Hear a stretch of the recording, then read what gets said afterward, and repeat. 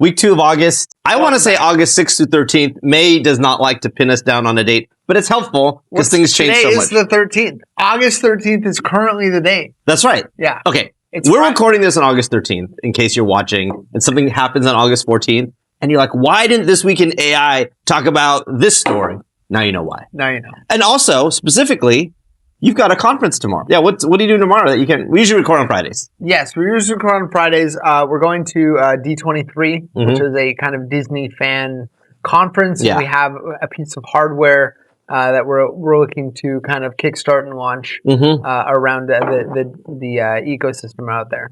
Yeah, it's really exciting. Kind of a little side project Connor's working on with some other folks at Right Click. A little spin-off idea that's really in the works. So we're not talking about that for a while, but we'll talk about that at some point. NDAs have been signed. Yes, NDAs have been signed. It's a nice thing. It's not little. It's a cool project. What else we got? This week we have more money. Yeah, more AI bubble money.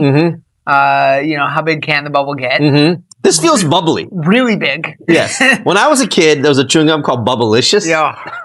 And this story feels Bubblicious to me. There was one that was like kind of I forget what it was called, but it was like dip. Stringy bubble gum. Oh, it was like a batter. It's like a baseball. Yeah. thing. It was like dip. And did you play Little League? Yeah, I did. Yeah. And it'll come in a pouch. I did. And it was to train you to chew tobacco. Yeah. I love that. Major League Chew or something like that. Or Big League Chew. Big League Chew. Yes. Big League Chew is now the sponsor of this episode.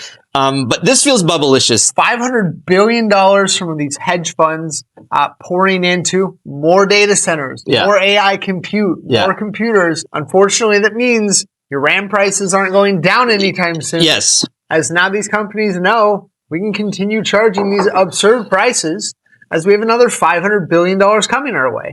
This story is a little concerning, but maybe best case scenario, all this money leads to more compute, leads to more data centers, and maybe prices go down at some point. Maybe the AI usage the cost per token goes down. You get more efficient, more compute. So potentially a benefit, but it's definitely pouring more money on the fire, on that AI race. On the Bubblicious. Anthropic. Yes. Looking to IPO later this year. Yes. Looking to kind of be that OpenAI market IPO company. They're adding more compute. I like this story. Yeah. So where are they getting compute from? Is this from Elon or my friend? It's not Elon. They already secured compute from Elon. So now they're looking at this company, Riot Platforms, which is traditionally a Bitcoin mining. Right. Now, Bitcoin mining, AI compute, both use kind of this VRAM memory. So basically, Bitcoin being down 50 or 60,000 per Bitcoin means these Bitcoin miners are not as profitable. So they're turning Anthropic is saying, hey, we've got some money. We can buy some of this compute. Yes. If you're not as profitable as you're expecting because of the price of Bitcoin, maybe you can make some money on the AI race. I think this is interesting and smart. So this feels really strategic for me by Anthropic, really looking for other sources of compute. Yeah. And former Bitcoin miners is a really interesting location to find that. Because these folks, that Bitcoin was a little bit of a bubble. They invested in a lot of compute.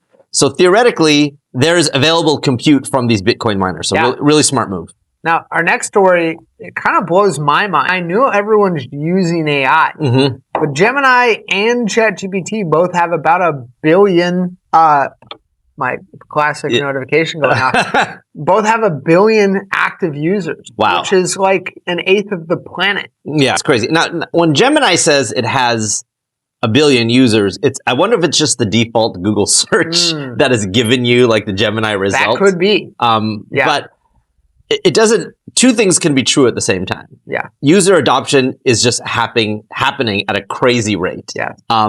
And maybe these numbers aren't exactly accurate, but user adoption is just, it's just growing. This has never been, this fast of a technology change. Yeah, and I don't think this is a bubble, but... Yeah, no, I think regardless of how the financials shake out, how these companies shake out, I think the number of people benefiting and using AI is not going to stop. Yes, yeah. Last story. Yes. Of course, we have more scary, cybersecurity.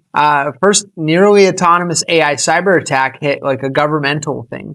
So in China, some hackers had some open source agent framework. Kind of this is that harness around agents like Claude Code but they had this kind of like jailbroken, freed version that had a little bit more autonomy to do some cyber attacks. And it breached Taiwan's kind of safety agency around their nuclear plant.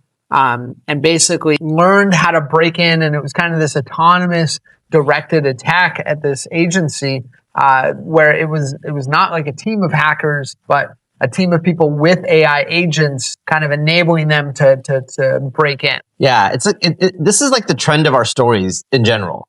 Money, users, then security related things. Yeah. We're not seeing yet how to defend yourself from AI data leaks. We're not seeing yet AI security protocols. I think that is emerging. Yeah, for sure. We're going to do a lunch and learn with Right Click at some point soon, this month or next, where we talk about AI and security. So stay tuned for that. Yeah, interesting week. Yeah, I know it's been a lot. So we continue to stay on top of these stories. Can't wait to see what happens next week. Yeah. Thanks, everyone. Have a great one. Bye.